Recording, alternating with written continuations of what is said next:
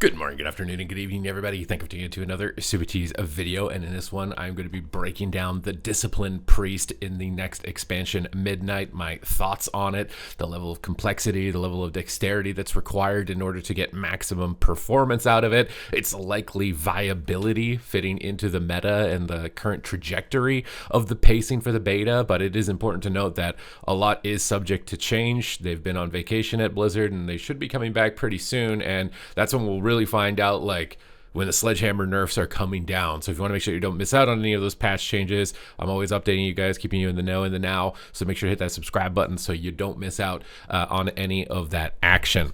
Now with Priest in general for the healing role, Renew is pretty much gone. And they've given Discipline Priest this new ability Plea, which is this instant cast heal that allows you to put Atonement up. And Atonement is a buff that allows our damage to do healing. So it's still focused around Atonement healing, but we don't have to worry about managing Renew on multiple targets. So that is one key bind that is coming down significantly for it. I like the addition. I think this happened actually in the War Within, where Power Infusion will now just cast on a nearby DPS, so you don't necessarily need to have a macro for it or worry about switching your target too much with it. It makes it a lot smoother in order to get it out and to be effective with it. And Evangelism is taking a very critical role in your overall healing rotation. It's something that you're going to be wanting to be aware of, because your ultimate Radiance will be instant cast with its activation, and it's a very low cooldown. So you can see that I was able to use it there, and it made my Radiance ability start glowing, and I was able to use them instantly. But you don't use them for their healing effect. You use them because they buff your penance, and your penance buffs your power word shield. So it's a little bit more complicated than Holy Priest, which I recently did a review on, and I'll have a link to that at the end of this video. It's a lot more kind of premeditated healing and more focused around doing damage. Your instant flash heal procs, though, like right here I've done on the Balance Druid, do heal for a decent amount, and you still have some kind of playmaking abilities here. You can see the double Psychic Scream that I just got on the Paladin and the Priest, isolating the Warlock in this positioning. So still kind of the same kind of like game-winning mechanics that you would expect as far as crowd control in that front. And you actually have a talent now that you can have the root effect that was previously Void Tendrils, extra keybind, where the Void Tendrils will just trigger after a fear. I think my opposing Priest in this game was playing it. You'll likely see it at some point throughout this matchup, and it's actually a very strong mechanic. Or you can run the lower cooldown on Psychic Scream that I thought would be more preferential, but I could see fears on targets that don't have really good root breaks actually seeing a lot of play with that talent, that incorporation. So it's significantly less keybinds, a lot less cooldowns, and a lot less cooldown reduction in general. However, with the current pacing of the game, you get a lot of time to just do damage, so it is very fun. Here we use Fade, we have Immune his fear, and we're able to fear him back, able to still make plays even without add-ons, which is something important to note, that this is likely what your UI is going to look for the most part.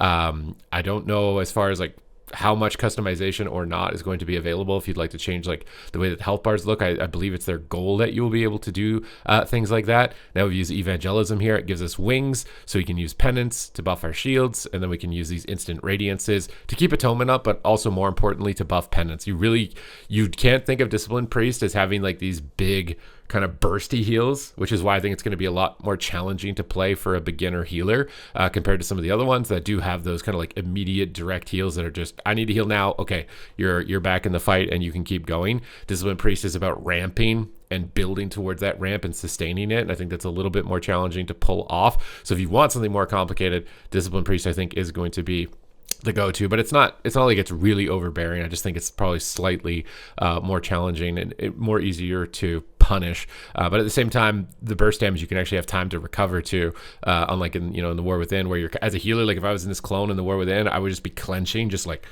is that Paladin going to go down there? Like, is he going to get one shot? And even in like PvE, right, you're always just like, when is the next mechanic going to hit? Did somebody not kick something? That level of paranoia feels like it's significantly down from where it was previously. So if you're coming into this expansion and you're intimidated about the healing role and all the one shots and stuff like that, I really don't think that that's going to be the case. It seems to be a lot more about your micro decisions. So like, are you playing as efficiently as possible, going through your rotation as effectively as possible, while also finding these clutch moments like here I got a fear on the Priest, which put a lot of pressure onto this Balance Druid. We're chaining it into more CC. I'm using Paint Suppression to try and keep my Warlock in aggressive position. Although you should note that Death Knights are very powerful, very overtuned, most likely spec if I had to guess, to get nerfed. So even with all these cooldowns that we're activating on the Warlock, the Death Knight's still kind of running him over. These instant flash shield procs are nice though. As a beginner healer, you can see the lights on the sides of my character here. This means my flash is instant, but even with those instant flashes, we're having troubles healing through this Death Knight right now. I really like the Void Shield Apex talents. You can see it right there, although we're going to lose when we're using it, but we're fighting a Death Knight. It makes your Power Shield AoE, which makes getting Atonement up really easy. It's almost kind of redundant that they had the ability Plea. I somewhat kind of wish that they would just bring back Renew, because it's the same keybind except we don't get a hot, which is kind of nice for purge protection, but maybe they want to have like identity on healers again, where like priests don't have any hots and druids are the hot healer. Maybe that's their goal.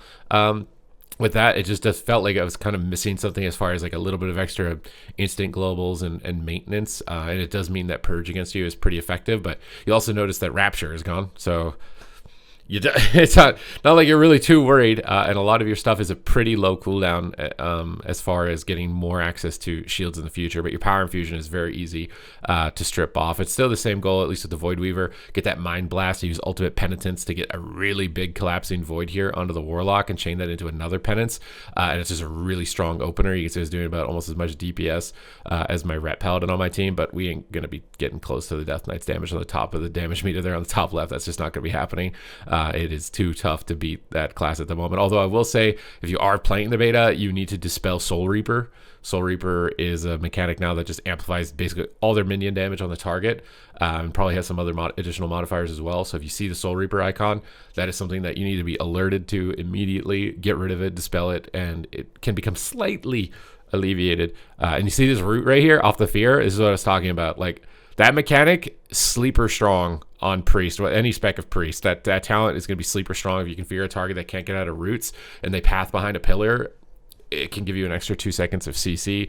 It can definitely be. It put me in a weird spot where I was falling behind. Now I'm still able to Shadow Word Death these fears, except I actually have to like look at the game to see it, as opposed to having a weak core that just goes honk honk. There's a fear. Do something, buddy. Like, I'm not gonna be able to get that anymore. I think for a lot of people that's what they want. They want it to be more about like paying attention to the center of the battlefield. You can see the slower paced game with the Warlock and the Paladin hovering at like 50% and slowly going down, but not getting their like ankles broken like Vecna and just immediately being snapped in half by a marksmanship hunter. It's much more about like overwhelming, building up small advantages over time, and then kind of swarming the target and putting them behind with a couple of clutch crowd controls, as opposed to locking the healer out for 2 seconds and then just one-shotting somebody. The pacing is significantly different. I still think it's a work in progress, so don't like get too far ahead of it here. Like, I think it's getting into a decent spot for where it's at in the beta, but I'm really hoping that it'll continue to be iterated on, because there's a lot of underperforming specializations at the moment, and a couple ones towards the top like Beastmaster Hunter and Holy DK. I'm going to be making more tier lists that really break down and kind of decentralize, that's not the word I'm looking for, we're doing it live, whatever. Basically break down all the specializations as far as their performance, because some of them are definitely starting to get a little bit ahead of themselves. Affliction Warlock, I will say, with the stacking UA mechanic, that likely there needs to be a little bit more additional dispel protection on it. Maybe a new PvP talent, right? I mean, they pruned a lot of abilities, so, and usually they add PvP talents in like the 0.1 patch, right after the expansion release. So maybe looking at what's going on as far as what do classes feel like they're missing since the prune. Does it feel necessary to add any additional abilities back to them, and what should those pain points be? This is likely a good time to iterate on things like that. So Affliction Warlock UA Dispel Protection is definitely something I think that could be looked at. So some PvP talent that's focused around that, and aiding them in that regard would likely be really good. But they're still strong, although he just died right there in that specific instance. Anybody's going to be dying to a DK right now. I don't even let it get to me, basically, if I'm playing against a Death Knight. If I just get ran over and lose immediately, it's just like, okay, there's no way this is not going to get nerfed. So if it doesn't get nerfed, then make a DK, because it's going to be really good. But Warlock actually feels pretty good in this meta, where it's like slow paced, kind of ramping up damage, and they don't have to worry so much about getting one shot, except against Death Knights. They can actually feel pretty strong. I think Dark Harvest, their new AoE channeled ability that just like rots the whole team, feels really cool. It's really strong.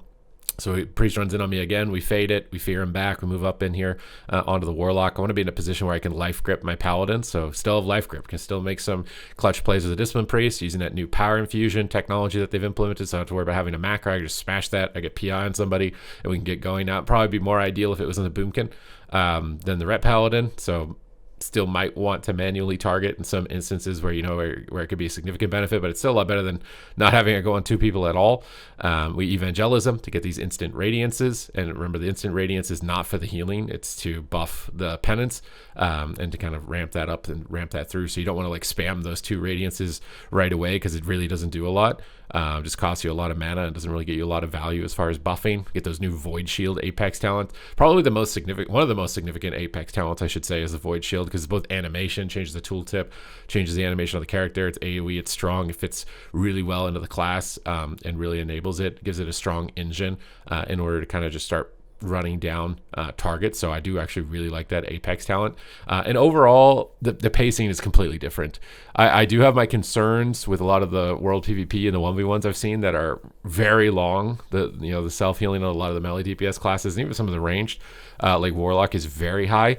But I think for a lot of people, they're excited about the slower pace. So we'll see how things go. My hope is that they're still going to be very hands-on as far as tuning, like they have been for Dragonflight and the War Within, ignoring certain moments in time like the Ret Paladin Apocalypse and the Marksmanship Hunter of the current situation. I'm really hoping they still stay hands-on, because I think that's been very important to the overall gameplay experience. But you can see, like, even right now, like, it's just overwhelming damage on the Warlock. We're not just one-shotting them, we're kind of building up, ramping. They're gonna have a chance to probably come back, and it's a little bit more of a fight. It's a lot easier to understand, whereas before it was like ping pong, just like he's at 10%, then he's at 100%, and then he's back down at 10%, and he's at 100%, and it's just like, what is going on, bro? Like, it doesn't feel like there's any momentum building or intensity building, which I think is really important for making the game feel fun. So I think that this is likely a necessary risk that they are taking right now with the game. And if they keep iterating on, like they've been iterating on past expansions, then I think it's something they can likely achieve. But for right now, still work in progress. But I've really enjoyed Discipline Priest. Definitely a healer that I'm keeping my eyes on at the moment, because I'm not looking for something that's really easy. But there are a lot that are actually really easy. And I'll have a link to that Holy Priest here in just a second, so you can check it out, because that would probably be my number 1 recommended one for like a noob healer that's jumping in for the first time and might feel intimidated. Very straightforward. Although it may need some buffs to its performance. You may struggle just overall performance, but mechanically, it's very straightforward. Whereas Discipline Priest is a lot of target swapping, a lot of buff maintenance, even with the removal of renewal. So a little bit more of a complex option if you were interested in playing it. But those are my thoughts so far for the Midnight Beta and my experiences on the Discipline Priest. I think that this is likely the best time for them to be doing it. The add-on removal, everything like that. They just got to now just keep iterating to be able to deliver on that experience that I think could likely be revolutionary to PvP. So thank you guys very much for tuning in, and I will see you in the next one.